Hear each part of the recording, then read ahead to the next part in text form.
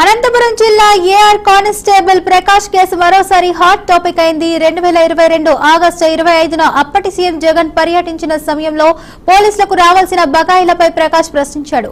అలాగే అనంతపురం పోలీసు స్తూపం వద్ద సేవ్ ఏపీ పోలీస్ అంటూ నిరసన తెలిపారు. ఇక దీంతో నిబంధనలు ఉల్లంఘించారని ఆరోపిస్తూ విధుల నుంచి ప్రకాష్ తొలగించబడ్డాడు.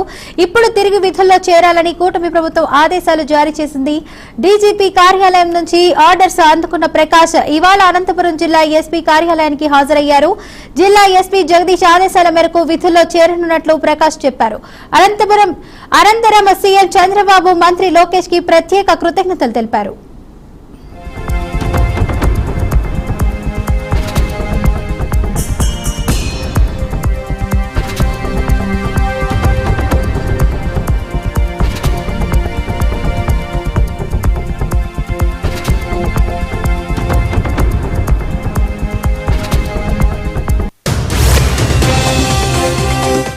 వరకు ఉన్నటువంటి రాష్ట్ర ముఖ్యమంత్రి గౌరవ నారా చంద్రబాబు నాయుడు గారు పోలీసు వ్యవస్థకు ఎన్నో మేలులను చేసి ఎంతో ఆర్థికంగా మమ్మల్ని చూశారు.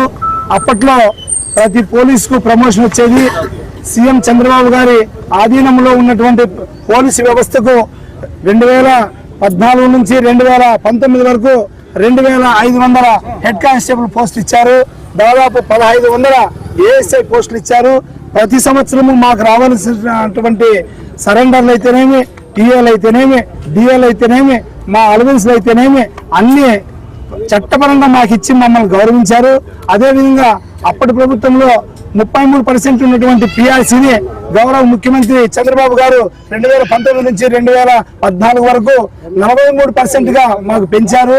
కానీ గత వైఎస్ఆర్సీపీ ప్రభుత్వం మాజీ ముఖ్యమంత్రి శ్రీ జగన్ గారు 2019లో వచ్చిన తర్వాత చంద్రబాబు నాయుడు గారు ఇచ్చినటువంటి సైకిల్ అలవెన్స్లు అయితేనేమి, యూనిఫామ్ అలవెన్స్లు అయితేనేమి, డిఏలు అయితేనేమి, టీఏలు అయితేనేమి 43% ఇచ్చిన పిఆర్సీని రివర్స్ చేసి మా హౌస్ రెంట్లను తగ్గించి మమ్మల్ని ఆర్థికంగా ఇబ్బందులు పెట్టి తీవ్ర నిరాశ గురి చేసి మా రాష్ట్ర పోలీసుల యొక్క కడుపు కొట్టిన దానివల్ల నాకు బాధ కలిగి 2022 సంవత్సరంలో అనంతపురం జిల్లా చెన్న కొత్తపల్లి పర్యటనకు మాజీ వైఎస్ఆర్సీపీ ముఖ్యమంత్రి గారు వచ్చినప్పుడు నేను గౌరవంగానే సీఎం సార్ సేవ్ ఏపీ పోలీసులను రక్షించండి, మాకు రావాల్సినటువంటి టీఏలు డిఏలు సరెండర్లను పిఆర్సీని ఇవ్వండి అని బ్రతిమాలడం జరిగింది. దానికి మాజీ ప్రభుత్వం కక్ష కట్టి నన్ను ఉద్యోగ విధుల నుంచి డిస్మిస్ చేసి నన్ను చిత్రహింసలు గురి చేసి నన్ను జైలు పాలు చేసి నా మీద దాదాపు 5 కేసుల వరకు బనాయించి నన్ను చంపాలనే ఉద్దేశంతో కూడా